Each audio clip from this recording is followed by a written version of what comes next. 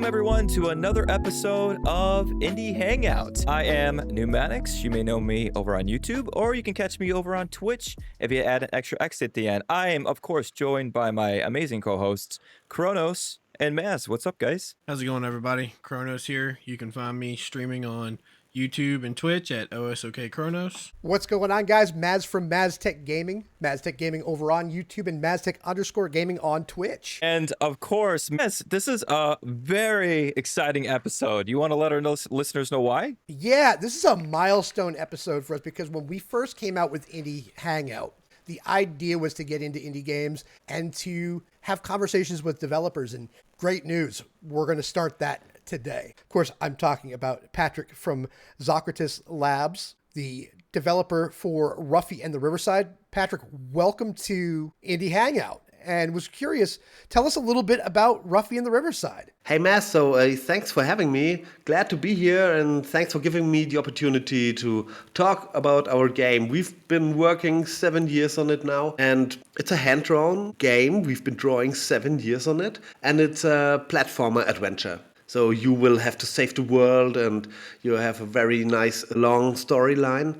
But you also have a very unique gameplay. You can copy and paste textures, you can grab lava, throw it on water, and the whole lake will turn into a lava pit. And like that, you can make your imagination work to change the game. So I hope you really enjoyed, and let's dive deeper into it on this very special day. Absolutely. We're really excited to have you. No joke, real talk, Patrick. This game has been absolutely incredible so far. We are 3 of the lucky few that got review code. We were staying tight-lipped about it the entire time, but I'll tell you, it was not easy because I can't say enough about this game, and I can't wait to talk to you about it today. Yeah, go on. I mean, I've been testing the game over and over again on all the platforms during the last day, so hopefully everything's okay, and yeah, looking forward to your feedback. All right.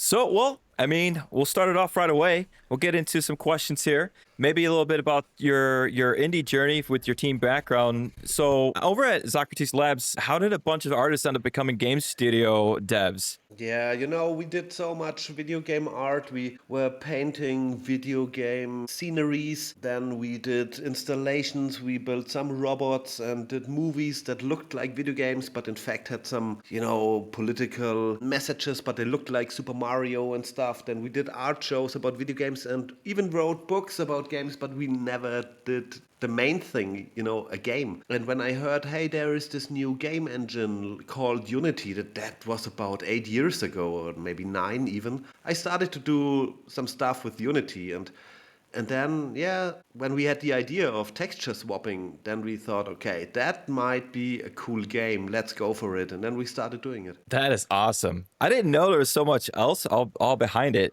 with that leading up until you got into Unity. Yeah, it just dates back to the early 2000s when I started studying art, You have to apply for the art academies here in Germany, and they take about 2% of all the guys that apply. And when I came there, they said, this is nothing special here. And, I did what they wrote on their website. And then I said, oh, come on, you don't like the stuff you write on your website? So, you know what, I'm going to draw video games now. Because that's what I really like. And then I came and said, okay, this is funky enough. If nobody takes you, you can join my class. And that's what basically all of the professors said. And that's how it started with video game art. Yeah, and ever since we are busy with doing video game art. That is awesome. I had a quick question for you as well. What were some of the biggest challenges you faced transitioning from art game development? How did you overcome them? Like the art programs you used, if any, were they easily applied in the Unity engine? Did you have a hard time learning Unity? Were you self-taught? Yeah, this was a steep learning curve. All we could do was drawing. We could draw very good. And that's why we decided, hey, we are not gonna do some 3D animations because we do not even know how to 3D animate. Let's just draw it, okay? And then we started drawing. And of course, later on, we had to learn how to do 3D animations because you just need it. But at that point, we already had so many drawings, and Ruffy was already running. He had his running animation. that we said, okay, we still keep up the drawing workflow. And yeah, that's how we ended up having this hand-drawn game, because this was what we could do at the beginning. So transition to all the tools. Basically, our first tool was hand drawings, and we bought a lot of really good paper, really good pens, and a scanner, obviously. And then we scanned our drawings to the program and had the animations on PC afterwards. That's how it started. incredible. So this game has tons and tons of paper. It's half a cupboard full just of drawings from Ruffy and water and grass and whatnot. If you were to guess, Patrick, how many frames did you scan into the system? You probably actually know. I mean, the scanner was really the door to the game from the drawing board. I am not sure, hundreds, maybe 1,000, maybe more. I mean, yeah, it was a lot of scans. And then you have to scan, then you put it to Photoshop, then you cut it out,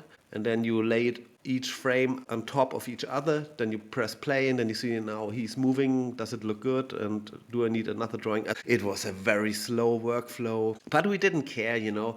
This started as a hobby project, and we had just the feeling this is something special. Let's just go on and let's see how it evolves. Absolutely. So, Patrick, do you have any like funny moments or stories from the early days of Zarkatis you'd like to share? I mean, we had so much luck and so little pressure, and I think this was a really good starting point. Like, we just decided, hey, let's draw it all. And if we had been professional at that time, then we would probably had said no way this is gonna work. Just think of how many drawings you're gonna need and how difficult it will be to bring a 2D character in a 3D world. I mean, at the time, not even Paper Mario was 3D, it was 2.5D. And I mean, we were so naive, and this was our biggest strength because we just there were no stop signs, you know. We just started and we found solution afterwards for everything. But if I had known how many problems we would face, then yeah, I'm not sure if I had even started it. We, like, every year we said, hey, Christmas, this will be out. We said the same for 7 years now. Yes. Next Christmas it will be out. This is what we kept telling ourselves. Yeah, we started really naively, and yeah, I mean the funny thing, like, we invented the swap. You see, I did some level drawings and I went through all those level drawings and I found a texture of a waterfall, and then I thought, hey, come on, is this a waterfall? Is it lava? I cannot tell because it was black and white, and that's how I got the idea for the swapping mechanic. Because it actually could be both, you know, water or lava. And then I thought, hey, if we could bring this to the game, this would be really cool. Like, you could swap textures. And yeah, this, I think you can only work without pressure. Like, really, you can be inspired by stuff that come to you. And if I had a script or a design document or anything that determines you, you know, then you are not open anymore to stuff that comes upon you. And so this was really a nice working right at the beginning, because everything seemed possible, you know. Yeah, it's funny how those things that are up all around you, I find it a lot of times I get stuck on something and I'm like, all right, I just need to step away. And sometimes just stepping away and looking around you and just being in the moment around, you're like, oh, what if I do this? Exactly. I mean, John Lennon said something similar. He said, life is what happens while you are busy doing other things. Of course, sooner or later you have to be determined on some stuff and you have to make decisions. It's really, for us, it was really good to be very open at the beginning. Absolutely. Probably made it that much easier just to make it more of that casual flow. As you said, if you were like too serious about it, it probably would have just got overwhelming. Yeah, and you cannot decide everything before you start. I mean, you have to get into it to make your decisions. Funny enough, when we applied for funding money here in Germany, we had to write a design document and everything. I mean, only some of it really made it to the game, but only because we had much better ideas afterwards. Yeah, with the game design documents, I always hear that from a lot of other devs that are like, you're for it or you're not. And it seems like a lot of devs are not. They're just like, you know what? If you keep it open as a living document, that's cool, but don't make it a set in stone thing. Yeah, I mean, we had it too, of course, but we were always willing to change it. And like, I mean, the game, we said each year it will be out on Christmas, and we were in principle, we were right.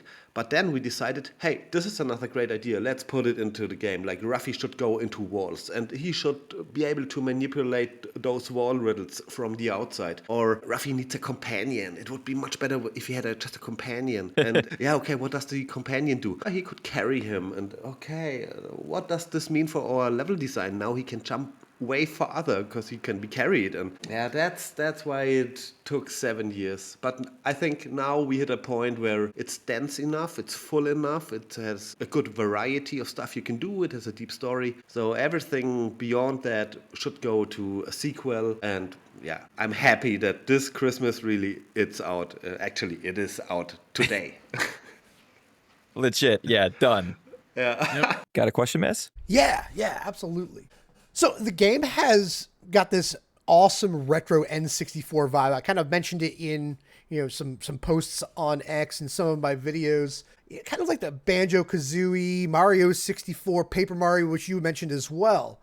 What games or childhood memories inspired Ruffy in the Riverside? Like, did you have any of your favorite classic platformer that kind of helped you shape the game? Yeah, totally. I mean, take the N64 library. You got so many great titles. As you mentioned, Banjo-Kazooie, Mario 64, Ocarina of Time for the storyline and for some features and for the riddles and puzzles. Yes. So this is basically the whole Nintendo 64 era, PlayStation 1 era, like Crash Bandicoot. I mean, Ruffy, he can spin like Crash can. But we never thought of it as a retro game, We actually think that it's a quite modern game because it has this new mechanic of texture swap, and it does not have all that crap like a skill tree and all that, all those mechanics that every game has by now, even if it makes sense or not, and it feels like work, and we kicked all of that crap out.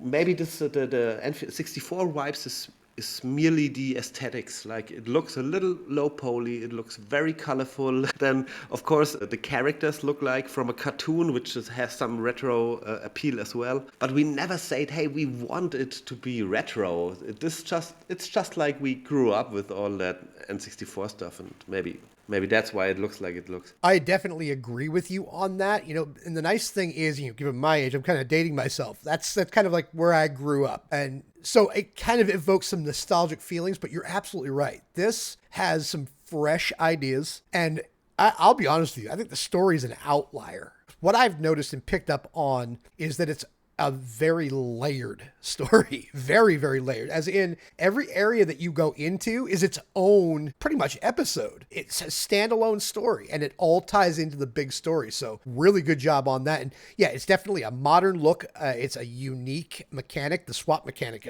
I don't know how many more years it would be from now before I even thought of something like that. But the nice thing is that you have put that together, and it's modern. It's got a little bit of a retro feel to people that used to play on the N64. But the nice thing, to your point, is it's very modern. It's very visually appealing. It's very deep with story. So very good job on that. Hey, thank you very much, Matt, because at the beginning, we didn't even have a story. We were just picking situations of which we thought those would be great. I mean, let him run on a bale of hay. He has not a horse or a car. No, he's running on hay balls. This is just good, And then we said, hey, maybe he could even compete in a skate contest with those hay balls. Let's do it. And no, but he also should be rafting on a river and, all that stuff. But he has to go to a graveyard as well. And then when we had all this, then we said, okay, so now we have to connect it somehow. So that's how we're going to do it. I mean, don't use it against me, but we had no clue how to connect it, but it then 2 years of story writing fixed it, and yeah, I think now it's really it's in good shape now and has a nice story. The story actually is pretty long because it has 60,000 letters of dialogue. It's half of the Hobbit. Wow. Tolkien's Hobbit is 120,000. Wow. Yeah, this is really a lot. I mean, if you talk to everybody, yeah, then it's quite a lot of what they tell you. That's incredible. But still, it's a fast-paced game, you know. Nobody gives you an endless speech, like, and you can always say, okay, I'll come back later, and then hey, here's a short recap and stuff. But if you want to dive into the story more, then yeah, then it's there. Yeah, you have it. Yeah, it definitely is fast paced. It's a very it has some quick dialogue, but you're absolutely right. It's very, very immersive though. That's really good to hear. I mean, when for me, I seen it developing, and I know every character and everything. And but still, it wasn't before the last month or so that I kept testing it every day, each day. And now this is probably the perspective from players then, because when you work on it, you keep working at the skate park, or you keep working at the Realm of the Death, or on the farm level, or whatever. But you never see the whole game. And I was relieved when I was playing it during the last days, and I thought, yeah, it has come together. It it doesn't fall apart, you know. 100%. 100%. So, with a lot of people comparing this game to a lot of the classics like Toomba and Paper Mario and stuff, how does that make y'all feel as a company that something y'all created is being compared to these classic retro fan favorites? Yeah, this makes me happy because those are the games that I do like myself, and I know it's not a copy, and so therefore I can enjoy this if people say it. I mean, basically, it's good if people talk about it at all, and if they then connect it to positive games, then yeah, that's really awesome. But still, as I said, the whole N64, this is merely the container. And what really makes the game shine for me is that new mechanic of texture exchanging. Because I don't know any other game that does it. And I think it still feels, even for myself, magical. Because you have that idea, and then you throw it into the world, and he even throws it like a baseball. You know, this is not a very elegant gesture, like an elegant move. This is a really down to earth. He throws it, and hey, here comes the new reality. Take it, and then the world transforms. So this is what I think is the core quality of the game. Absolutely. I mean, I've never seen this mechanic in any other game I've played, honestly. So it's like a breath of fresh air when you get in a game that has a brand new mechanic. Like, whoa, okay, what's this going to be about? And I think you guys did a great job because it's one of those, it feels like when you guys got into it, it was, all right, we're going to make sure that this mechanic is solid and we're going to focus everything else around that. Make sure that mechanic is fun as well. How did you balance that, making that mechanic feel that way, so intuitive? Yeah, this is a really good question. I mean, the swapping mechanic can easily overpower your character. And I still recall when we had a viral clip on Reddit, it was on top of R Gaming. You know, R Gaming is the most important forum in Reddit, and it even made it to R All. Like, it was on the front page of Reddit with the swap. Oh, And then, man. yeah, that's what this was. I will never forget that night. It had over 4 million views and K upvotes. Yeah, people were wondering, how much can you do with the swap? And it was about 1,000 comments. And of course, I answered all of them. I read through all of them. And this really helped to find out, okay, we have to make clear this is not a sandbox game. Because one user asked, can you turn a waterfall into bees? And I thought, of course not. I mean, that doesn't make any sense. Nice. Yes. But this is the internet, you know. Right. Yeah. And then, yeah, we had a couple of design guidelines for us to how to handle the swap, and one was avoid single swaps. Like, it's better to have a puzzle that needs 2 or 3 steps, because in your head you already have it, that idea, like a ladder, and then it's joy to climb the ladder. Like, okay, first I do this, then I do that.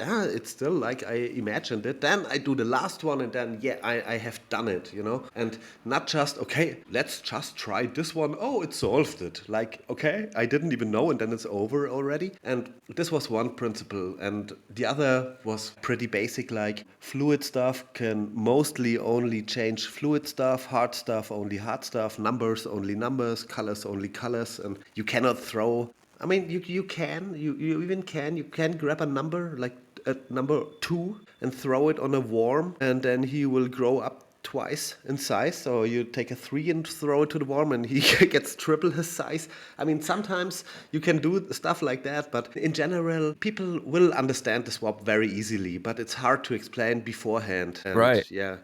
And we wanted to have much variety of the swap. And there are a lot of situations where you can use the swap in different situations. And also, I mean, that's the key. Like on the farm, you are using the swap to cheat because you are transforming the racetrack to mud and then they get stuck.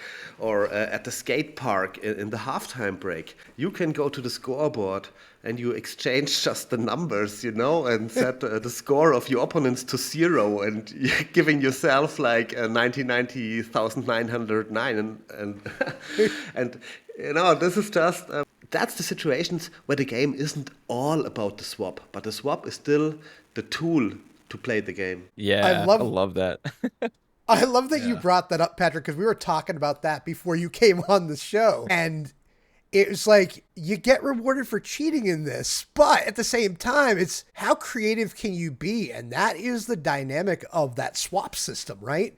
Like you were talking about, it's a versatile thing that can really overpower your player. Case in point, you can win without even trying, really, in that particular case, if you're creative enough. And if you ask some of the characters, they might even give you a hint that why not fudge the scoreboard? But let me ask you then, is as crazy and far out as the swap mechanic can be, were there any ideas that got cut because they were too wild or too hard to implement? Yeah, a lot. I mean, everything when the solution is too outlandish and you cannot really get onto it, like you would never have that idea and something like those are all crap ideas and that's why they are out. But while you are asking, so I had the idea that you are in a kind of a cave and there is some kind of a projector, maybe a fire that goes through a lens, and this projector is having a picture on the wall. And then you would have those glasses that you could bring in front of that projector, and by doing this, pictures would be projected onto the wall.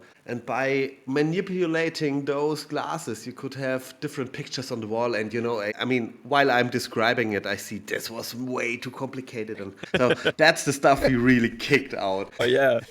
But we had there were so many ideas we could just not bring it into the game anymore because the game was already too big. As I said, each Christmas it had to be ready, and then it was the 7th Christmas.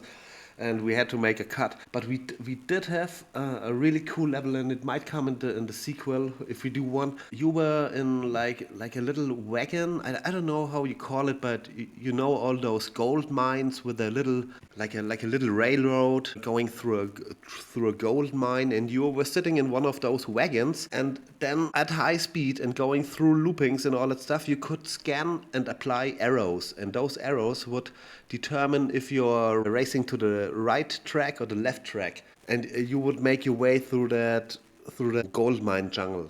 But we had some physics problems with it, and it just couldn't be completed, and that's why we kicked that out as well. So what's one of your favorite things that Ruffy can swap or do in the game, which kind of makes you laugh or something every time you see it? Yeah, Kronos, what my absolute favorite is how he stops when he runs, because this is just a 6-picture animation. Actually, it's no animation. Like you run and then you stop. And then he's like sliding for half a second or a quarter of a second. And this added so much dynamic to the game. And it's so fun. You run into, and Ruffy's running a lot. You run into one direction and you stop. And then he's sliding for just a fraction of a second. And of course, again, from 8 sides. Ruffy's been portrayed from 8 sides. So everything he does has been drawn from 8 sides. And for a long time, he was just running, standing, running, standing. And then I did this slide animation. And now it's so good. And anytime when I see him sliding, I think,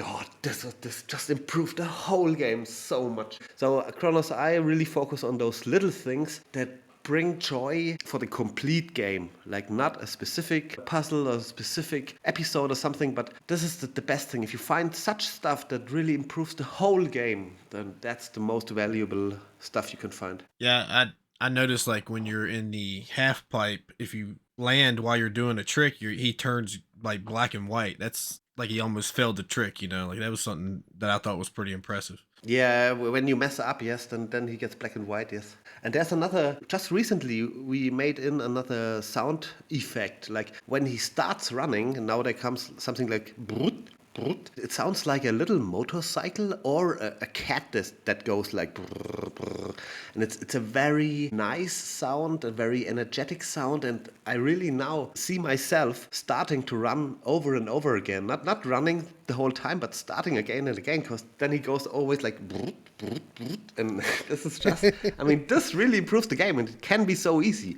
You just have to come across it and see, hey, this could improve it. Absolutely. And I love your use of color in the game as well. Like you were just talking about the black and white when you make a mistake on the half pipe. I was thinking, one thing that really resonated with me was with the Tree of Life. When you have to repopulate the obelisk, that the use of the drab muted colors. It's not, like, this game is very vibrant. And the fact that it was kind of like just a muddled, muted version of itself during that time, it really helps establish mood. So very well done on that as well. Yeah, this is really so much levels, and we had them, I was really wondering, will we bring it all together, and my teammates as well. But we kept going, we said, let's see it like it is a bowl of cereals, and we keep adding chocolate to it. Hey, I've got another new chocolate, and then at the end, we will see how it matches and what kind of bowl we do have here. But hey, let's keep adding chocolate here to this bowl. That is awesome. Honestly, everything you're describing, though, is like, a lot of people, when they jump into a game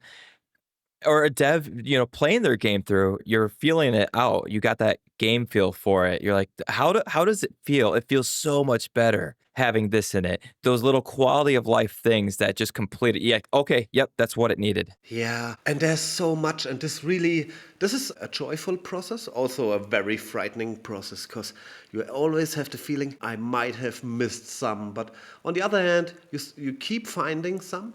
Like just recently, we added exit doors. In Ruffy and the Riverside, you set off to faraway regions, solve their problems there, get a letter, and then you come back.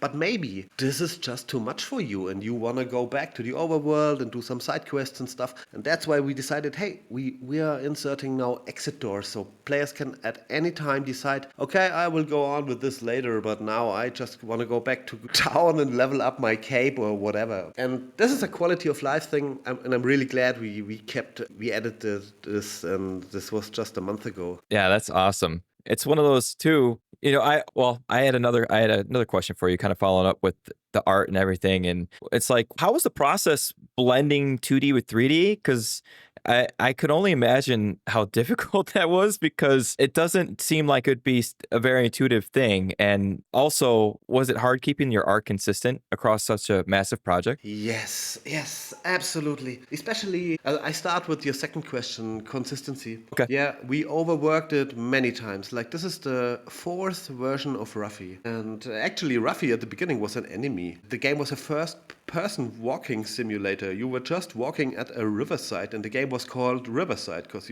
that's where you were walking. And then sometimes those little crazy bears jumped at you from the forest, That was the first Ruffy. That's awesome. And then later on we said, hey, this guy is funny. Let's go third person. Okay, third person. Then I did some drawings from Ruffy, and all I knew, okay, let's make it some bear, groundhog, evok, whatever. And then, this was the first Ruffy. And then, of course, now we are at a very good Ruffy at the moment. But the same had to apply to any other characters. And we had a lot of people drawing on it. Like, at times it were 8 people drawing, and then we really had to see, okay, does this match? Have they the same resolution, the same thickness of the outlines, and the same overall look, of course, like as colorful, as funny, and all that stuff. So this was really a challenge. And now I forgot your first question, the blending of 3D and 2D. Yes. I mean, the snappiness of the controls of Ruffy, that was the main thing. And once we had a solution for this, then the other stuff worked as well. Because Ruffy is by far the fastest character, and when you can control him, then everything else will work too. And basically it was like we decided on 8 perspectives, like 8 angles. Okay. That was enough. And then Ruffy is always inside of an invisible egg. Like all the drawings are in that egg. And basically you are jumping around with that invisible egg. Then I always checked back to Mario 64 and to Mario Odyssey. And how fast is the camera going? How is the camera following? How long is he in air? And we recorded videos of him and Ruffy and compared those videos. And I mean, I don't want to say we copied it, but basically we did. And yeah, so I know this is the reference. Like, if he's like Mario Odyssey, and then it's all good. And then just give him 5% more speed. Yeah. Just took some really good inspiration, if anything, you know? And I think it's even better too that you brought, you know, approaching that 2D to 3D is that he does have that 8 perspective, because most 2D games, they opt for the 4 perspective because it's just easier. But when you add an 8, you really put him into that 3D world. Yeah, yeah.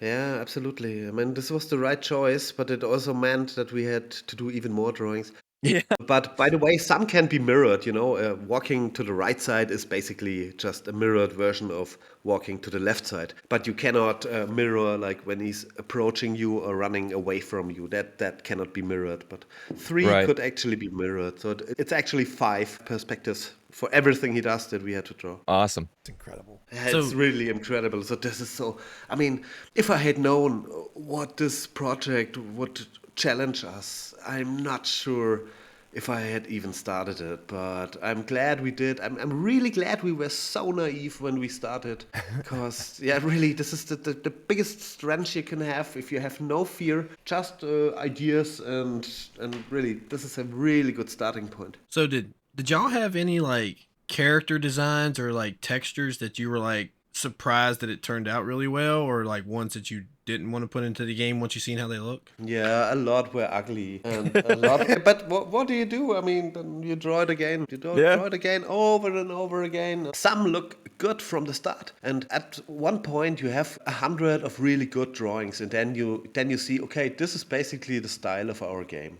And if you have a very nice drawing that has a different style, then you try to get it closer to your style. We did that as well. Like we had a very beautiful moving grass. It was with very fine liner, very bright green fine liner, very elegant leaves that were moving in the wind. But it just didn't match this game anymore. You could have put this grass into Shadow of Colossus, like it was a bit melancholic and, you know, very elegant. And it wasn't good for Ruffy. So we changed this grass because we needed that waving grass in the wind. And we just redraw it. I mean, that is the business we have. Draw, and yeah, redraw is part of it. Absolutely. There was a time when Ruffy was too fat, like really fat. He was almost a ball. Yeah.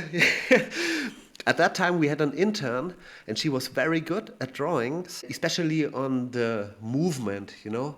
Like, how do we make this baseball throw? How do we make when he's been carried around by his bee? The whole movement was very good. But in the process, Ruffy got bigger and fatter and fatter and fatter. And then afterwards, we had to redraw him all again. We just kept the ideas for the movements, and he's still throwing a baseball-like style, but he has about 20 pounds less now. That's awesome. That's really cool. So, another question for you, Patrick. You know, Riverside is packed with a lot of quirky characters like Pip the Sassy Bee, and actually, like, one of my favorites, I think, is Sir Edler, the mole. I mean, I love that he is like, he's so brave and wise, yet he's so scared, and he likes to cut corners, which I think is amazing. You know, this is a great idea, but you go do it. You know, blaming Ruffy for stealing when it was his idea, and he put Ruffy up to it. I love stuff like that. Yeah. Which character is your personal favorite to hang out with in the game? And who's most likely to steal the show, in your opinion? Yeah, Sir Adler is definitely a crazy guy. And I was really thinking of the very same situation. Like when they steal the ball from the farm, then he's getting asked like, hey, you could have dug yourself into that farm yourself and stole it way before. And he just goes like, what? I will never steal. You know, I'm a knight of the Moles Guild, and we have our principles and stuff. And then, yeah, basically, but we did steal it. No, that was Ruffy, you know, and then all of his principles appear to be meaningless, yeah. And that kind of jokes, I mean, this is not a straightforward joke, but this fills the characters with life, you know. You see, okay, they are with me on this mission. They have the same goal. And maybe it's part of achieving the goal for them to pretend that they do have principles because they are keeping the spirits up. But at a closer look, they are just you're everybody buddy, you know? And I mean, this is the Adland. I don't know if you have played through the whole game, but there will be some twists still, and even a retwist. So Adler's story is really a wild one.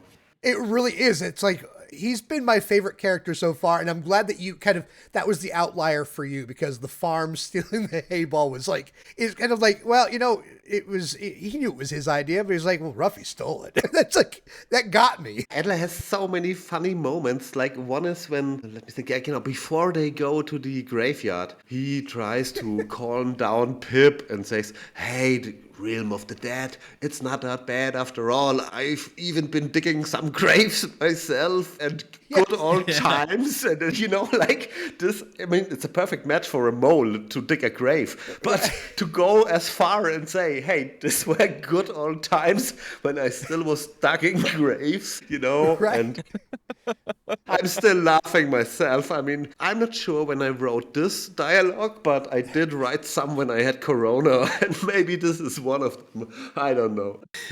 Yeah, that's a very funny bit. And I like it when he's talking about, I knew some of these people before they were ghosts, and they're actually better people as ghosts. I thought that was pretty funny. Yeah, that one was good. Yeah, now I recall. Yeah, okay. I mean, this was always very funny to write the dialogues, and you see, this is just a personal thing for me. I like rhymes, and that's why all these rhyme riddles are in. And I always read the rhymes to my team, and I know they're super hard, and I don't even want to know what they are, how they translated it to Japanese or stuff. Yeah, I just gave them a tutorial, like, okay, those are the numbers that have to be there at the end, and whatever the content of the rhyme is, I don't care as long as it is rhyming and those numbers will be plausible for the player. And I did the English version and the German version, and those are completely different, you know. It's just a completely different meaning, but it leads to the same numbers at the end. So not sure why I've been talking to this. Forgot the question actually, but yeah, it was fun to write all the dialogues and the rhymes especially. No, I think you answered the question. It was really like, who is your favorite character to hang out with? And I think, you know, you hit the nail on the head here. Like, and it was a challenge for me to make those rhymes in English. But on the other hand, English gave me new opportunities. In one of those tile riddles, you know, there are those tiles on the wall, and if you solve them correctly, you can jump into the wall, and it's always connected to a rhyme. And then I wanted a riddle that has the solution two threes at the bottom, then two fives in the middle, and two sevens on. Then in English it's like six odd brothers paired to twins. And odd in English also means like this is not like it's not a 4 or a 2, but it's a 3, you know, if I'm not mistaken. Oh yeah. Yep. Like odd is not only crazy, but also like a mathematical term. Yes. And that was fun to work with because paired to twins, you know, okay, I need two threes, I need two fives. They all have to be odd in a way. And the same rhyme in Germany is about cutting hairs. Yeah, they went to the hairdresser, and unfortunately, none of the cuts were straight lines. It's something completely different, but it points to the same solution. Oh my gosh, that adds so much more depth to it. Like the differences that were made in order to make it still seem cohesive with everything. Yeah, that was really a challenge to have those translations done right. How did you approach designing Riverside to feel alive and full of secrets while keeping it approachable to all players of all ages? Yeah, this was not easy. The NPCs, they do help, and I think that's important. If we didn't want anybody to get stuck, we didn't want anybody to have a PhD to be able to solve it, and that's why they are the NPCs. And in most cases, it's really enough to ask them, and they will explain, give you hints. That's the best solution, giving a hint. But if everything fails, and if it's crucial to complete the storyline, then they will give you the very exact solution and tell you, okay, you have to transform everything to an 8 here, and then you're good to go. But on the other hand, yeah, that's what I always told the team. Hey, this game doesn't have to be difficult. This is not like a Souls-like game or something. Right. We don't want to have to players to work on it and to suffer from it. Why? I mean, this has so many qualities, and the enjoyment will come from running from one stuff to the next stuff and just getting it all done and not suffering from failing. Absolutely. But just recently we made some parts a bit harder, like you have that ball rally where you're running around in the lowlands, as we call it, the Riverside plains, and you have to transform those hay balls or wooden balls to a version that is slightly heavier, so they sink down and push a button. And the time limit between those stations was way too long, and we made it a bit harder now, but it's still easy to do. So and the main challenge is not running in time, but having the right material at the right spot. It's probably also, it helps with a lot of playtesting too. It'd be like, okay, let's tweak this section a little bit. Let's tweak this a little bit. Yeah, we ran through that ball rally for days, and we captured the videos, and then we compared, okay, did you run here the left side, or did you run this path, and how is it to be solved if you have full stamina, and what if you collect coins, because coins refresh your stamina, and yeah, I mean, everything takes time. Like, this is really a decision in the design process. Do we want to really tweak the timing of the ball race, or do we want to fix this minor bug that only appears if you stay in the very last corner and you look in that angle to that house, then you have a pop-up at the roof, you know? Right. What's more important now? And yeah.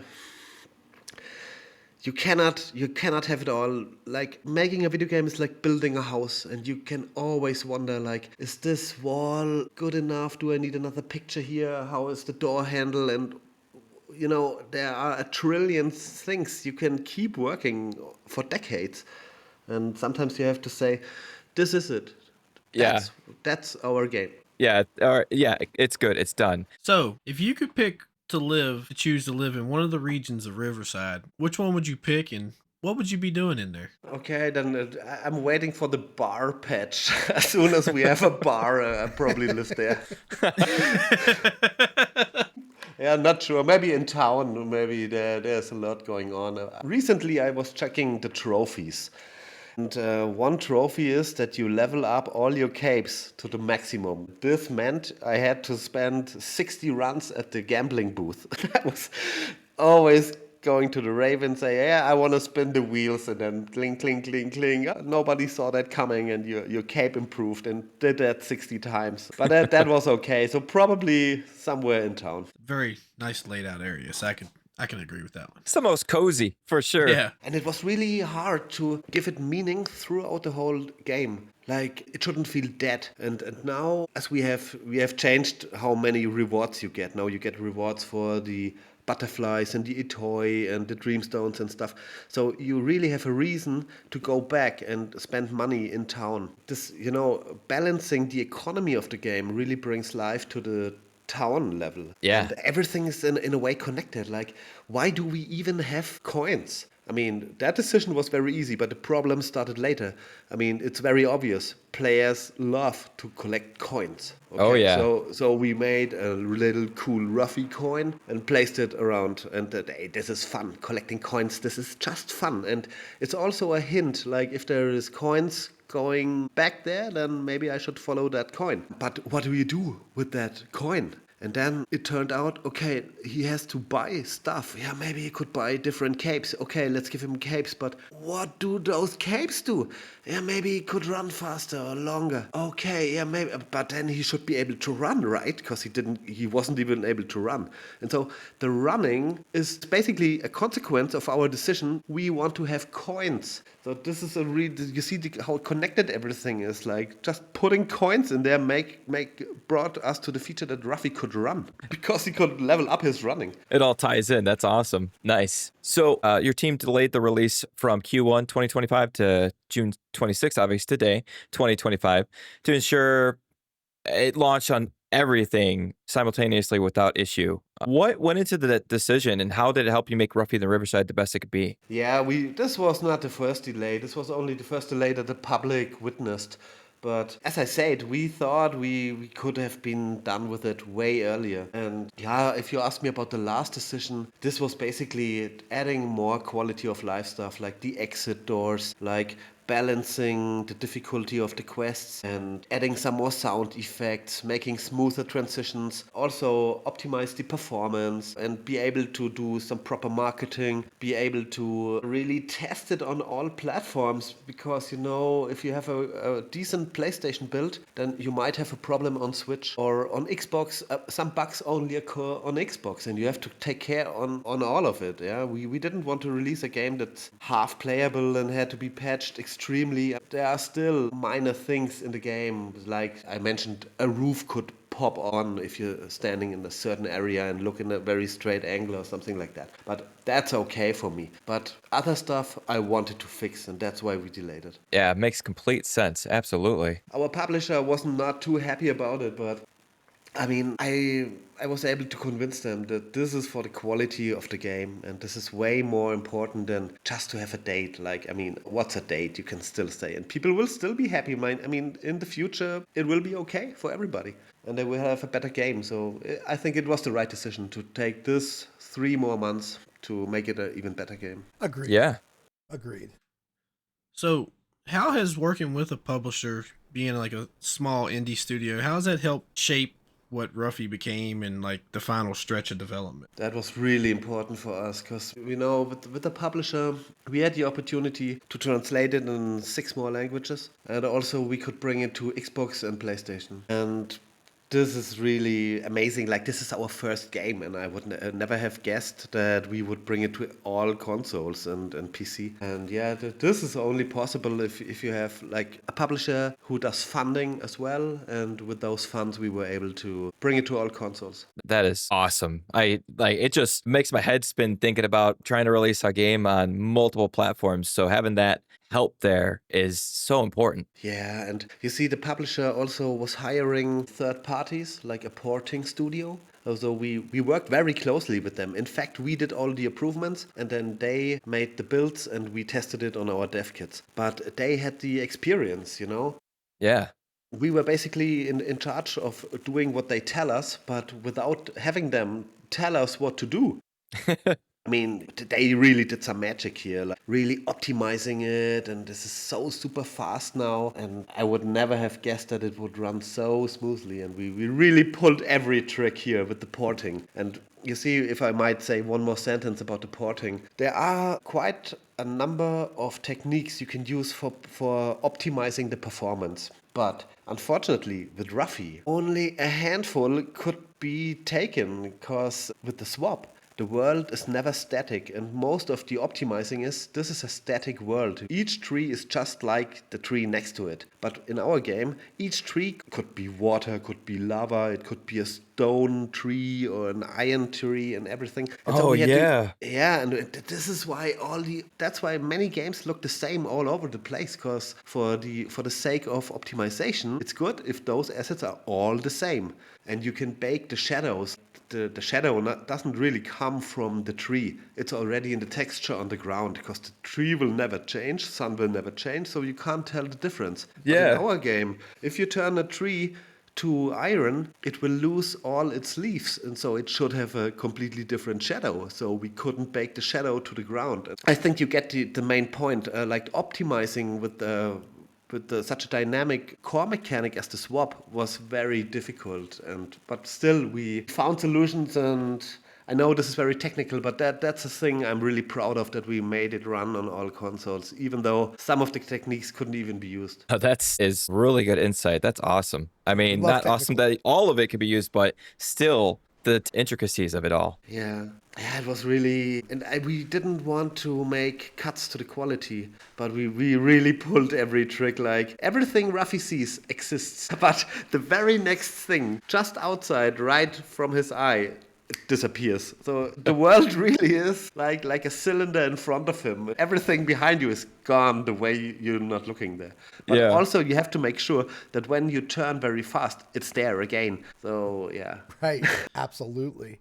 And especially with the swap mechanic, I mean, it's unique, and it took a long time to port into multiple consoles. And so, and it makes sense that it took 7 years over time to do that. But were there ever any moments where you just thought about, you know what, let's just not do this anymore. It's not getting anywhere. Do you ever think about stopping at any point? No, I was just worried. How can we make it work? And how do we go on? How long will our money last? And that's the stuff. What's the solution for it? But I never came down to the point that I say we might stop it. It was always about how can we achieve it? How can we go on? I love that This is no too quit important. attitude. Yeah, no way, no, never ever. I mean, awesome. and the longer you work on it, there's no way you can throw 3 years away, 5 years away, 6 years away. At the point that there's no return anymore at some point. Yeah, you're like, you know what? No, we have to do this. That's it. Okay. You've hit It's the been event horizon. 3 years in. We're not stopping. Now stopping. And that's basically what I kept posting on Twitter. This bear won't stop. I kept posting this, and yeah, we went good with it because this is just Ruffy, you know. He won't stop, you know. He's always laughing. He's always energetic. He's always going on. And same was with the project. But there were times when they were really difficult. So those 7 years were really roller coaster for us. You know, I love the. We got to make that a hashtag on Twitter as well. Can't stop the swap, because I've seen you post that multiple times. Yeah, can't stop the swap. Yeah, exactly. Or swap till you drop or something. Swap like till you that. drop. That was a fun thing, those 7 years. But I will always remember the hard days as well, because afterwards you have the tendency to see, oh, this was such a nice time, and no, this was a hard time. It really was. What advice would you give to an aspiring indie dev who wants to get their name and game out to their target audience? I consider myself an indie dev. I have just one Android game that I released and working on my next solo one. What advice would you give to others when they're getting into their projects? I cannot give advice because we were very lucky and we were very naive. Maybe that was really a good thing to have at the start, but I really wouldn't go so far to give advice. The only thing that I can tell that helped us is when you come across an idea that you really, really like, then stick to it. And it's a really crazy industry, you know, and I think you have to have at least one thing that makes you stick out. But this is so super hard, and this is luck. And even if you have one and people don't get it or don't like it, this is so much luck. And so I can't give any advice here. All good. I mean, it makes sense. You know, every experience is going to be different, right? So I Yep. get that.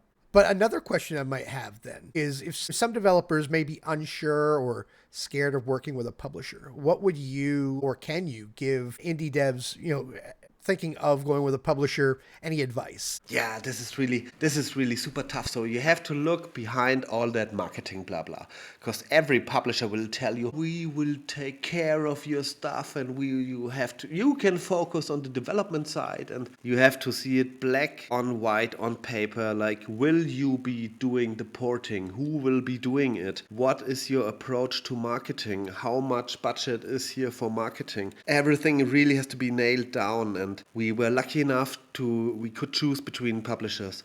But if you can't, then you are in their hands, and this can lead to the point that they say, now we press the green button, the game will be released even if it's unfinished. So this is not friendship, yeah? I mean, we have really luck. We have a very cool publisher, and they helped us a lot, and they never say do this, do that, and we believe in your game. So this was really, really great. But I know from other companies, they have a publisher, and the publisher just ruined everything.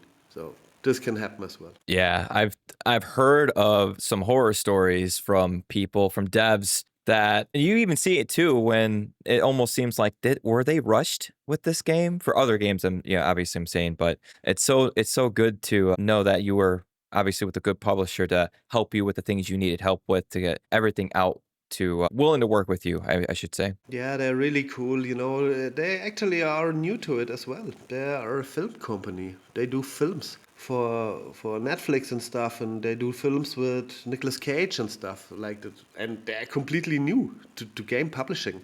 And I thought, this is really good, because I do not believe in somebody else is doing our marketing. I have to do it myself, and that's what I did each weekend. And a publisher that doesn't even know the game from its beginnings, how could he now care for the publishing? So many of those promises you get from publishers are not, I wouldn't say worthless, but you cannot trust that they really will fulfill it. And with a publisher that was new to everything himself, I knew, okay, so we have to get it done, and I know you are new to it, but you will be hiring professionals that help us with the porting. So this was really another lucky thing that happened to us. The whole 7 years, so many lucky circumstances. It's really a small wonder we are here now and the game is coming out. Absolutely. All right. Well, on that note, we do have, so Patrick, we do have a Discord, and we went ahead and let our listeners know. We let them in on our secret that we were going to have you on the show. And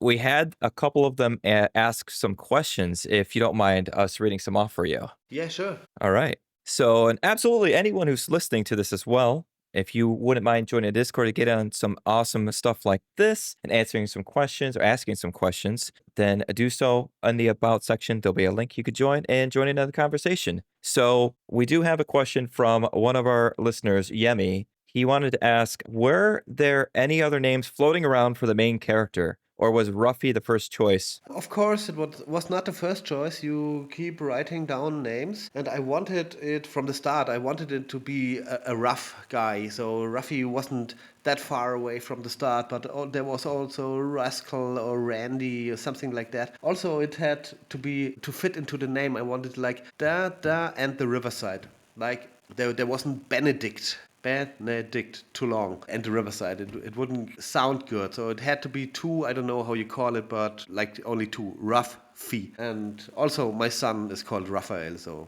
in the end, that's why Ruffy made it. Oh, Very that's cool. awesome. When I saw that question in the Discord, I was like, I cannot wait to ask Patrick this question. And that's great. Maztech Kronos, you guys got some questions? Yeah, actually, so I know, y'all did the swap mechanic, but I also noticed another mechanic to where you can actually draw how you want the different textures and stuff to look. Like, where did that idea come from? Yeah, this is an idea we had right at the beginning of the game when we were drawing ourselves very much, and we thought the same thing we are doing right now, maybe players could enjoy it as well. Also, we were wondering what could be meaningful collectibles. What can you even do with them? I mean, we didn't want just to have a list and then at the end you get a prize or something. And we thought, okay, if you can really work with the stuff you collect, that might be nice. And that's why we came up with this drawing mode. And now you can, once you collect one of those dreamstones, and this is a water dreamstone, then you can draw your own water. So that's how it came about, like having meaningful collectibles. Yeah, I caught myself the other night spending like 3 hours just drawing different water textures and then like the rock textures. I spent a lot of time doing it, so I can only imagine what other people will start creating too, because I'm sure some crazy ideas will come from that stuff. Yeah, I hope so. I'm myself. This is a very unusual element in a game, that you can change the world and you can draw. So I think this is not for everybody, to be honest. But if some enjoy it, I mean, I think you probably could do some really awesome stuff with it. All right. Yeah, I'll be honest, when I came across that, when I was playing the game and I saw that, I'm like, whoa, this is different. I mean, there's so many cool little things in there, like, whoa, I haven't seen this done before. Changing the whole dynamic of how the world looks and all that. I mean, in more aspects than one. Yeah, that's true, yes. I mean, when you have the freedom over 7 years, then those ideas keep adding up. They keep adding up. So I found one of them like right outside of the town, and it's like the little Easter egg for like Mario and stuff like that. Are there a lot of other Easter eggs hidden in the game, or There are some, but they are very subtle. Because, I didn't want to make this game a freak show. I knew now we achieved to bring all the chocolates, as I called it earlier. We brought it all together, and now we do have a world of our own. But there are references, like, I mean, there are many Star Wars quotes in the game. Like, at the very beginning, when you meet Sir Adler in front of the town, he says, "The townspeople call me the old Ben, but you can call me Sir Adler, and I swore that I would teach you when the time has come." And this is basically Obi-Wan Kenobi. Yeah, Star Wars reference. I did not catch that one. Yeah, I know, it's very subtle, but even story-wise, I mean, like, Ruffy is Luke Skywalker at Owen's farm, and as he is working in Quinn's painting workshop. This is basically Owen's farm on Tatooine. And then Adler comes as Ben Kenobi and takes him out and says, you have this special ability, you have to swap. Then when they look over Riverside, this is like when Luke is spotting the two-star system, Yep. which shows that he has a different destiny. And then Sir Adler says to him, your destiny. And then Ruffy asks, yeah, well, what's with my destiny? And then Adler says, yeah, everybody has a destiny. The only thing about your destiny, it's pretty badass. And then we had to change that badass, and then we changed it to red. Our publisher had concerns, and he said, "Do you have something like all the swear words and stuff?" And I said, "No, not that I knew of. I mean, this is a very harmless game." And then, "Hey, we found 5 times you say ass because we had that." One dialogue was, "We will kick Groll's cubicle ass," and then Oh my gosh. we were changing this. Then okay, but the thing is, this is a very subtle Star Wars reference that Sir Adler is kind of Obi-Wan Kenobi for Ruffy. That is such a good reference. I mean, I picked up on the old Ben, but looking down across Riverside from the sign, I didn't connect the dots. But you're absolutely right. That's fantastic. Yeah, this is just in my head, but there are some more quotes when you're at the Currents of Colors. Then Minna is explaining to you what is the good swap and the bad swap. There is a dark swap, and this is like the Force, of course, and the dark side of the Force. And then Ruffy asks, why didn't you tell me earlier? And she says, yeah, from a certain standpoint. This is at least a German translation. From a certain perspective, I told you. And then Ruffy shrugs and says, from a certain perspective? And I mean, in the English version, I was looking up the exact quote. And so you do have that exact quote. And this quote is from Star Wars as well. When Luke is asking Obi-Wan, you were telling me that my father died in the Clone Wars. And then Obi-Wan says, yeah, from a certain standpoint, he did die, but he only transformed to Darth Vader, of course. He didn't die. Anakin didn't die. Right. And, that subtle quotes, they are in. I love it. But this is, and maybe this is for a replay or playthrough, or maybe nobody will get it. But yes, there are Easter eggs, but they are very subtle. I like that it's subtle for one, and two, it's really cool because, like we had talked about, you have such a strong story here. You're probably going to pick up, and it has tremendous replay value. There's so much to do in this game. You're gonna pick up on things that you didn't pick up on the first playthrough because you're so focused on what do I do, where do I go. So that's really awesome. That's going to help with that replayability. Yeah, we wanted to really pack it with activities because I was always afraid I don't want people to get bored. And I talked about this with a friend of mine who runs a game company as well. And he said, yeah, we are making an open world game right now. And we have this activity formula. And I asked, what is that activity formula? Yeah, basically, if you walk 500 meters, then something should happen. Or if you walk around for 2 minutes, something should happen. And I told him, are you crazy? You have to go for 10 meters and maybe 10 seconds. Like all the time, something should happen. You cannot wander around for 2 minutes to find something. And yeah, he disagreed, but I kept it like this. I mean, and now if you're going around every 10 seconds, you will find something to do. Yeah, I've heard that philosophy with everything. And yeah, if a big game, oh, you got to have something happening every 10 seconds. Really? That's a lot. But yeah, there's so much in Ruffy that, yeah, you don't have that problem at all. Yeah, and I can recall the first open world games like on PlayStation 2 or something. Everybody was fine when you were just riding north for an hour. Like it felt the openness of the world. This was the experience. Like I'm just riding on my horse. This is new. I'm riding for an hour. Yeah. But today, nobody is accepting this anymore. And you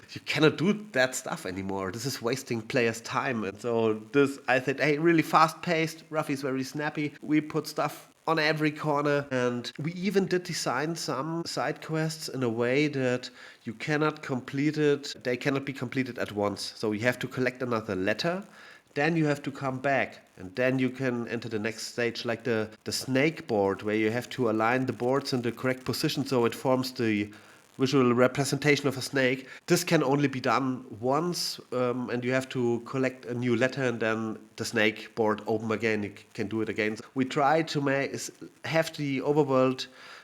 Yeah, it shouldn't be played dead at the beginning and then stay the same until the game is over. Love that. At least we try to save some content over time, you know. All right, yeah. Well, that's great. Yeah, it helps you. It has you. You're progressing through the story at the same time, and then experiencing other. I love that. That's a great idea. And it keeps it fresh. Lots of chocolate. Yeah, and I'm really afraid that you will not see everything because of that. Because, you know, like the turtle. I don't think if players go to the turtle very often, but she has dialogues for every progress of the game. So whenever you go to her, she has an assumption what is next in your fate. But I think players don't really go to the turtle, and even, you know, the lady that cares for the toy creatures, she even has a dialogue before you go to the beach and meet Groll for the first time. And probably when most players will just follow So Adler to the beach and never check out what Wena has to say before. But maybe in a replay, or if some YouTubers do a video on it, and on the long run, all the content will be revealed. And that's a good thing, if it has some secrets to it. Oh, yeah. That's good advice too. So visit. Is it Cilia or is it Silja? Cilia. Cilia. So go visit Cilia often. Is straight from the dev's mouth. You know, one time you have to go to the Wondrous Woods, and that's where all the playing cards are the riddles, and you have to see which exit do I take. Do I take the cross exit or the hard exit and stuff? And when you go to Cilia right before that, and I have another vision of your fate, and it involves a sun, but it also involves a heart, a red heart and stuff. And it's always only a loose connection to the stuff that is coming up, so it's never a spoiler, but it's nice to, because if you really wonder what will be next, and then you go to that creature, to that turtle, and it's half true always, but it's also always sounding like a riddle. I mean, this is just adding atmosphere. Definitely gonna have to talk to her more often now. I'll be honest, I've just been running right on past her. Like, I'm like, okay, I don't have to go there. You should have seen me when I was testing the last weeks, running around, solving this pattern, jump at the wall, okay, the tree is knocking me out, great, that works, then go to the next, then hitting a few enemies, okay, they fly just far enough and all good. And this was very, very hectic. So no problem, I didn't talk to Cilia as well. All right, guys. And at this point, it's going to be a good time to take a quick break. And after we get back from our break, we'll go over closing out questions, future plans with the dev, and the hype around the release after this. Hey, Indie Hangout crew. Loving the show? Help us spread the word by dropping a quick 5-star rating or review wherever you might be listening to this podcast. It takes just a second and helps more than you know. Thanks for being awesome. Now, back to the show.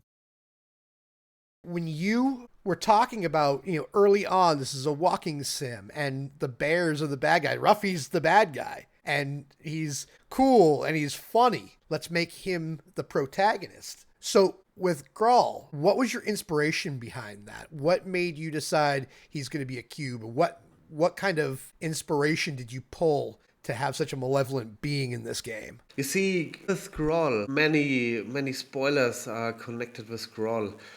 All I can say is that you will uncover some more secrets of Groll. But I can at least say that Groll in German means anger. So I was looking for a bad guy, for an enigmatic bad guy. You cannot really tell who he is and where he comes from, but I knew he needed to have a backstory, so Groll was already here. He left scars to the world, like he created the Big George, the canyon in the north, and separated the Northlands from the Lowlands. So this was important for me, that Groll is connected to the history of Riverside, and also that Groll stays enigmatic. He even changes his strategy in the game. He even is your ally for a short period of time. Ruffy changes his attitude towards Groll, and yeah, some more will happen in the later game with Groll. But I really cannot tell too much. You have to find out yourself. Patrick, I love that you were so careful with that answer, because that goes back into what we were talking about, how solid this writing is. I mean, you could unravel the entire story just by simply answering that. So thank you for that. And it actually is that's actually, I want to know more now the way you answered that. So many more questions that I will refrain from asking though, because that's awesome. You see, it's really connected to every character. They really grew to my heart, and you will discover how they are connected and what was their motivation and stuff. And this is all coming together in the end, and you will surely see some things different afterwards. And I cannot go too deep, but it actually came to the point that I thought, okay, now players will reframe some characters. And I was really sorry for one of them. And then we came up with even a second twist at the very, very end of the game, just to save the reputation of this one character. And so the writing, it's not too wild, It's not that it's like, okay, come on, or something like that. So it's really credible. But you have to see yourself. And I think it's really enjoyable, especially as we really pimped up those developments with music. And like, players will not only get some twists and turns from reading the dialogues. You have to help them with the right music, the right sound effects, the right camera positions in the cutscenes, and all of that stuff. And we were adding this during the very last days and weeks even. I hope it works. I mean, this is just, when we talk here, I can only just say what our goals were. And now players can decide. Oh, yeah. Very cool. So you mentioned the music. I actually got to think about that. Like, what was the inspiration for the music? Because that's actually a big factor of the game, too. It's got some very nice music that plays at certain times. Yeah, so the music was made by a friend of mine, actually three. Two are brothers, and one is just another friend of mine. And they are really great musicians. And one is, he likes to rap, but he was always rapping in fantasy languages. And then he came up with that title track, Hey Yoppa Woppa. And nobody knows what it means. It's creative, though. And yeah, and he did a couple of other tracks, and we will bring out the soundtrack on Steam. We are preparing it right now, and it will be on Steam very soon. Yeah, and it was fun to do the soundtrack, really. And it was good to have it done ourselves. I mean, not every track, but at least half of them. Because you do not have to worry about, can I upload this to YouTube and all that crap? Because, hey, this is our soundtrack. We own it. We can even sell it. Yeah, absolutely. That's nice. That's a big factor in today's gaming. 1,000%, absolutely. And I'm glad that we're talking about the music, because I actually did a live recording of the demo when I first found out about this, and we streamed it, and then we turned it into a showcase video on our YouTube channel, and I played it blind, so I didn't give it a shot. I didn't try it out or anything. It's like, I'm gonna go live on Twitch, and I'm going to stream this demo. And that music, right off just the way that you guys started that demo with, falling, with Edler, causing trouble again, putting them all in a pickle, and then getting off, getting out of that situation and just going right into that main theme song. Just, it pumps you up right off the bat. Yeah, this was the intention. Actually, the game did start with the tutorial in the drawing workshop. You had to copy paintings for the customers, and I said, no, we have to make the heart pump from the very start. So best would be they are crashing down or something. Okay, let's crash them down. They are falling down on the platform. And then we added basically a second tutorial before the first tutorial. And now the game and the demo as well did start with that scene when Adler was trying to dig out that gem, and then they are falling down. And this was really a thing that was fun to do, because Adler's attitude, I mean, he says, okay, you kids, you go. And I keep digging. I'm falling down, but hey, come on, it's already halfway out. Oh my gosh. This really introduces him as a character, yeah, that he's so badass. So like, I'm gonna keep digging here. And absolutely. Talking about Easter eggs, I mean, this is not actually an Easter egg because it's self-referential, but there is a second scene later in the game that really comes back to it, like, why did it even crash, When the game starts, it tells 22 days before. So we had really to ask ourselves, how did did it came to the situation that they crash? We should show this situation that they crash in the game.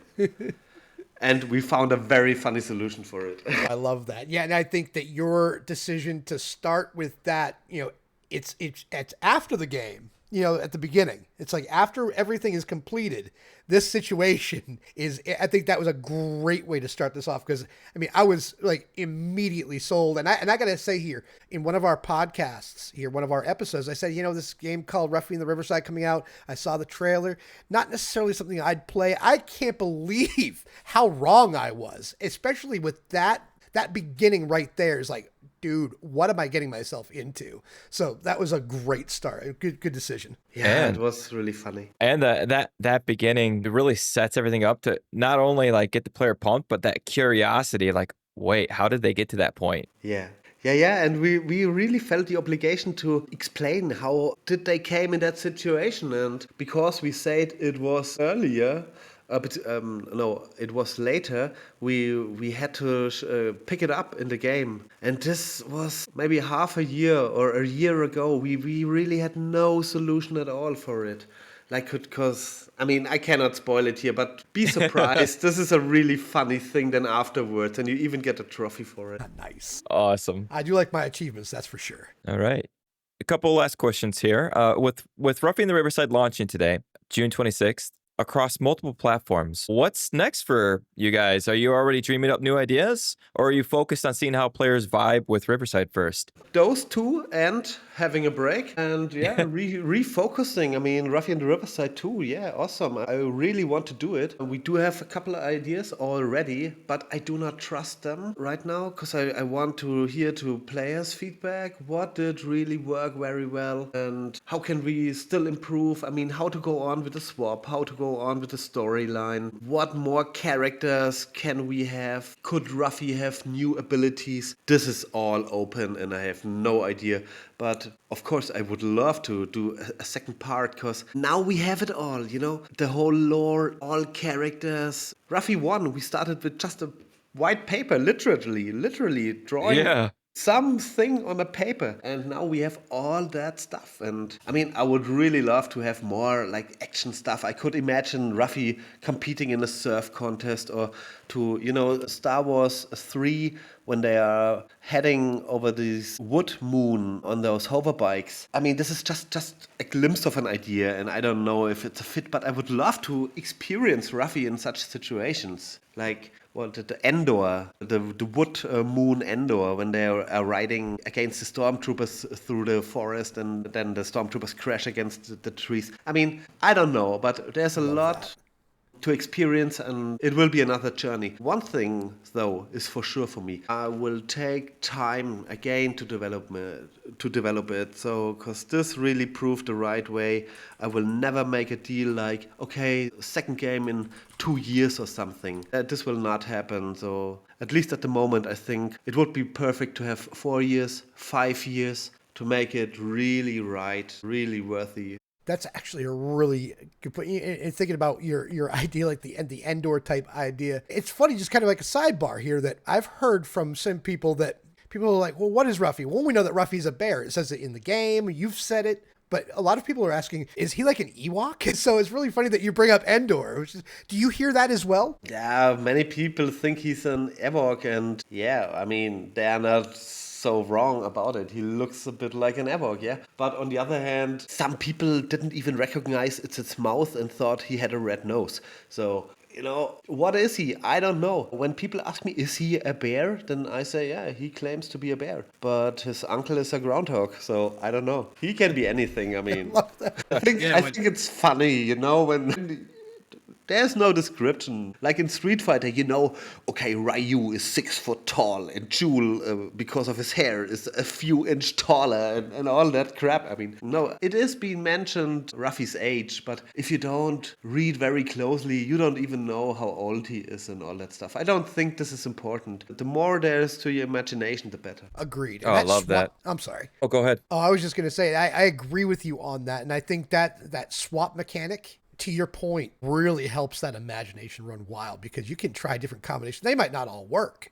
But, some of these things where you have to change the material from metal or stone to wood and then change from water to lava. I mean, there's a lot of different combinations to solve these puzzles that you really kind of have to think outside of the box. Even if you don't have to think outside of the box, the answer is right there. But it really seems like the underlying theme here with you and your team is be creative, be expressive, what Kronos was talking about, being able to change the textures custom, that you could change what the water looks like, the colors, pixel art. It's just it allows you to kind of help your imagination run wild. Yeah, yeah, you can really think outside of the box, and some riddles can be solved in different ways. Like the ball rally, you can ride it on a bale, and then you have no pressure with the time limit because you're very fast on your bale and stuff. And you can even transform your bale from hay to steel at the beginning, and then you have steel always with you and stuff like that. Like you have an expanded inventory and stuff. But basically, the idea, I think in Neumatix you said it, everything is in place already, and this was why we introduced a time limit to the swap. So we didn't want Ruffy to scan something and then have it. We wanted him to lose it again, because then players will know, if I need it here, I probably see it here, and I don't have to check the whole world. Basically everything I need will be in place, and only in some riddles you have to transport it. But then it's a challenge of its own. You have to scan like an upward arrow because you want to open a door with an arrow. But there's the connection already with the arrow. So I know, okay, this has to be transported. But for all the other riddles, usually you have everything in place already. Yeah, I love that. And maybe one more thing I can add, like when we started, we really had an inventory. Like you scanned wood, and from that point you had wood. Then you scanned like iron or water, and then you just had it. And then you came across a puzzle, and then you went to your inventory and, okay, what could work? And it slowed the game down, working with that inventory. And also you basically were set after half an hour because you had all the textures. Then we said, oh, we have to get rid of it, and maybe we just go with copy and paste. And that's when the game was a trillion times faster. Just having copy and paste, you grab it, throw it, and then it's gone again, and then no inventory, no nothing. So that's what I really like. What you see is what you get. You just look around and, okay, there are some trees and they are green. So I have color, I have wood, and yeah, basically that's up to your imagination and how to use the world. It keeps the players thinking the whole time. But like you said, some of them you gotta okay, I gotta transport it here. I noticed there was a couple areas where like the lava, like you got to get it to a certain point, so then you got to take it, transfer it to another object, and then pick it up again. Yeah, that's a nice thing. I like that too. In some places you really have to throw something onto a tree and scan it again from there. Or transporting colors, you need blue on the other side of the hub world, and then you just throw it onto some roofs and grab it from the roof again. But this is optional because I didn't want players to feel like, okay, I might need this. This is not here, but I might need it. So usually everything you need is in place. So with the Dreamstone and the texture changing abilities, do you all plan on maybe showing some of the community creations in the future, or hosting contests to see what crazy stuff people can come up with? Yeah, maybe, why not? I didn't think about it. I thought of speedrun challenges, but having the nicest drawings could work as well.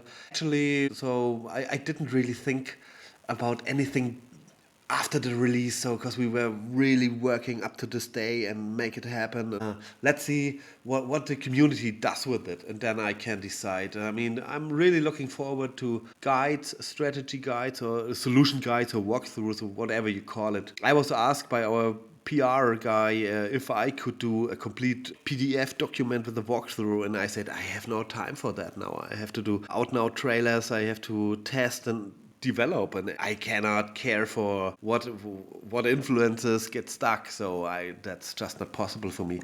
But I think the community and the internet will solve this. I hope at least. And we got really good feedback from creators that got a preview key.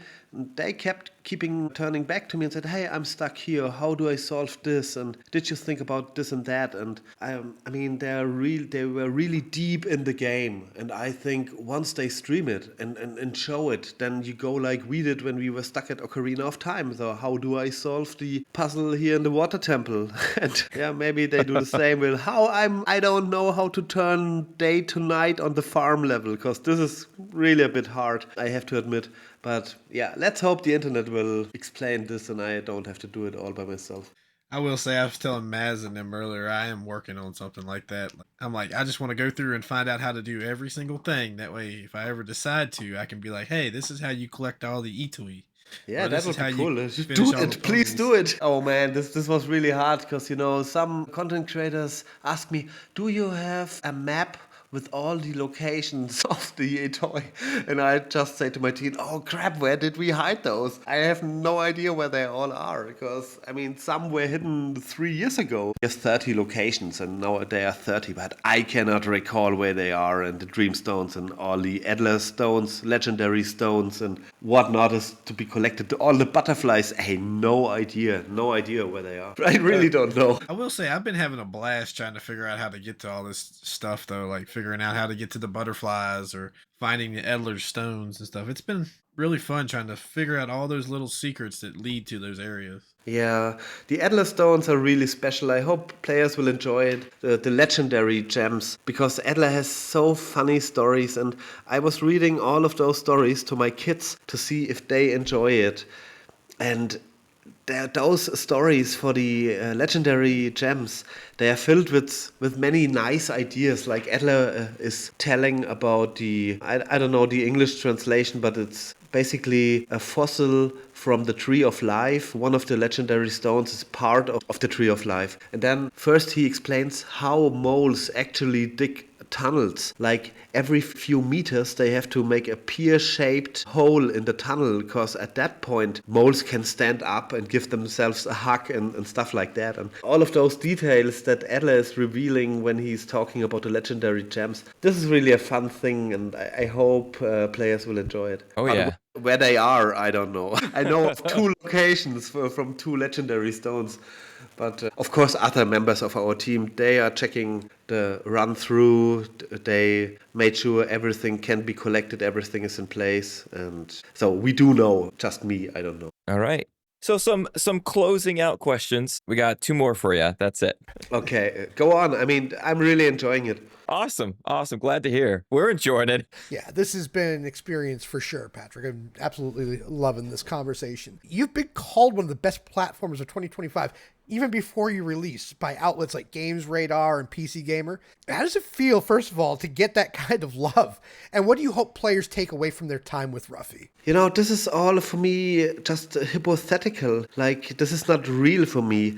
This is, players have to say it, not an outlet. I'm very happy that PC Gamer is saying this, and Forbes and Vice and who not. But I want players to say it, and this can happen now. And let's see if it happens. If it happens, then of course this is totally amazing. We made this game. It actually came out. My kids love it. I think it's a good game, and if people now love it, then all is good. But right now, nobody knows. This still is in the future. Absolutely. That's a great answer. I can attest. I could be hopefully among the first to tell you this is absolutely brilliant. This game has brought out so much entertainment for me. It's one of the best games I've played in years, to be completely genuine with you. Yes, that's really great to hear, Maz, and thanks for that. So this really helps.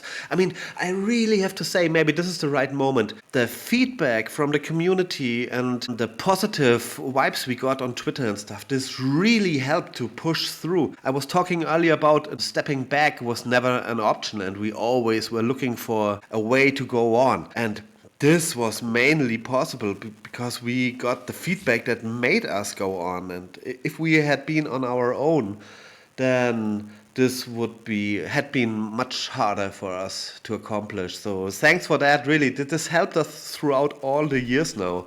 Like, hey, this game, I love it, this looks great, and handcrafted and whatnot. Yeah, so thank you very much. Of course, absolutely. And we are very genuine. We're upfront. We don't pull punches, and credit where credit's due. Patrick, this has been fantastic. Yeah, hopefully players enjoy it. I mean, future will tell, but yeah, I can live with it. I'm proud of it, of course. I mean, for me, I have two goals. Like, I'm a father and I have two boys, and they are running here around and telling their friends, hey, my father is doing this video game. Hey, Ruffy in the Riverside, that's my father and stuff. And I was really anxious about the day that I allowed them to play Ruffy in the Riverside, because this is part, not a big part, but it is a part of how they see me, and they enjoyed it. And this was just a big relief. So, okay, hey, Daddy, this is a great game. Ruffy in Riverside is very cool, very cool. And this is my first goal, and I already achieved this. So what happens from now won't take that away from me. Absolutely. That's the thing, is we all have kids here as well. And I'll tell you, I'm the same way. It's like, if I have my kids' approval for stuff like this, everything else is gravy. So good for you. I'm glad to hear that. Yeah, this is really important. I mean, my parents probably not so important, because they think I'm doing a movie. So how is your movie going on? I mean, now they know, but this comes up again and again. So I keep reminding them. It's a game. That's hilarious. Well, I can testify that I was playing it last night, and my 11-year-old walked in the room, and he stood in here for about an hour watching me play it because he was drawn into it. So I think y'all will not have a problem at all getting people to play it. I think it's going to be a hit. Okay, yeah. Thanks, Kronos. That's really good to hear. That really, really fueled our energy throughout the years, really. Because if you are on your own and you are having many setbacks, like you are applying for indie contests and you get rejected and stuff like that. That happened as well, This is not, we were not surfing on a wave of joy here up to this day. So there were many, many setbacks. And then reading a nice comment, sets you back on track. Oh, yeah. All the positive. Yeah, really helped, really. So what's one thing that you can't wait for players to jump into and experience today in Ruffy in the Riverside? I think most people will start the game, and then they will check around. Like all the storyline, they can be left aside for a moment. They will go exploring, I hope so. But even if they don't, and even if they follow the storyline, they will have a great time and maybe get the first letter, then come back, and then they go exploring. But I really want them to explore, because there's so much stuff, little stuff, like there are yellow bushes, and above those yellow bushes there are coins, and if you grab the yellow, throw to another bush, then that will be a money bush as well. And just really try stuff, and you will be surprised. There are many very subtle little things, but it's fun. Like, this is a vivid world and a dynamic world.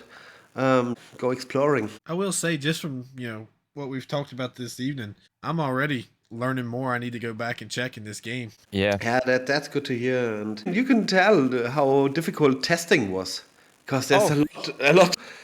I can imagine, trying to make sure every little thing works properly. That's a lot of small details, but it's a lot, like, it adds to the bigger picture. Yeah, and this was really, really strange. I mean, testing bugs is not chaotic. You can go very systematically, so you don't have to worry too much. But some bugs, they really hit my heart. Like, characters stop talking. And why did they stop talking now? And this was maybe a year ago that we had this bug, but still up to date. I know it's fixed, but I still keep repeating those steps and say, hopefully this bug won't ever show again. This was so terrible. It was such a terrible feeling that nobody ever talked to me again. And it was when, no, I'm not telling you how to reproduce it, because I'm still scared, but don't worry, I tested it 1 trillion times, some of those bugs, and others, we tested everything, but some, even if it's gone, it really gave you such a shock that you keep testing it no matter if it's fixed or not. This is a standard procedure afterwards. Oh, yeah. So some of those just stick with you forever. You're like, oh, no, please don't happen again. Yeah, you cannot unsee it, And this is really just one of my main things. I try to reproduce it. Then I go to Jabu, the big fish. And then he said, ho, ho, ho, ho. And then, okay, cool. Oh, good. Oh, yeah. All right. what do you think, Maz Kronos? Any more questions? Or are we closing out? No, I mean, this has been absolutely incredible. Patrick from Socrates Labs, Ruffy and the Riverside releasing today on all major platforms. Best of luck to you, Patrick. Thank you so much. Yeah, thank you for having me. It was really great fun to be here. And I hope you all enjoy it. So this is release day. Jump into it. Yeah. Thank you so much for joining us, man. Where can our listeners follow you for more info on Ruffy and the Riverside to stay updated and maybe, get a little sneak peek at some hints and secrets they should look out for? I mean, you can contact me on Twitter and on Instagram and all these social media stuff. Or if you just go to Denmark in 2 weeks, then you will find me on a beach. And you can talk to me. That's a great answer. You will not find me at Gamescom because I will be in Denmark and building sandcastles and draw a bit, and that's all. That's well all deserved, Patrick. Well deserved, my friend. Thank you. Taking a much needed break. Yes. Yeah, thank you, Kronos. Yeah, I will really do. 7 years, I mean, this is really a chapter closing. All right, everyone. And that is it for this episode number 9. Guys, I've been forgetting to throw that in there, but yeah, this was episode number 9 with an amazing dev, Mr. Patrick from over at Socrates Labs. It was such a blast talking with him. It was really good to get all of our questions out, and it was great for you all to be listening in on this with us. If you want to get in on some more stuff like this, to know a little bit beforehand when we're going to have a dev on, or to get in on some questions for devs that you're really wanting to talk to or ask questions to, then join the Discord. As I always say, it's over in the About section. Link there, click it. We'd love to have you. But other than that, we are done here, fellas. So we will see everyone, or have everyone, listening to us on the next episode every Thursday, 5 a.m. Central Time, 6 a.m. Eastern Time, for Maz and Kronos here. And we'll see you guys later. Bye! That's a wrap. That's all, folks.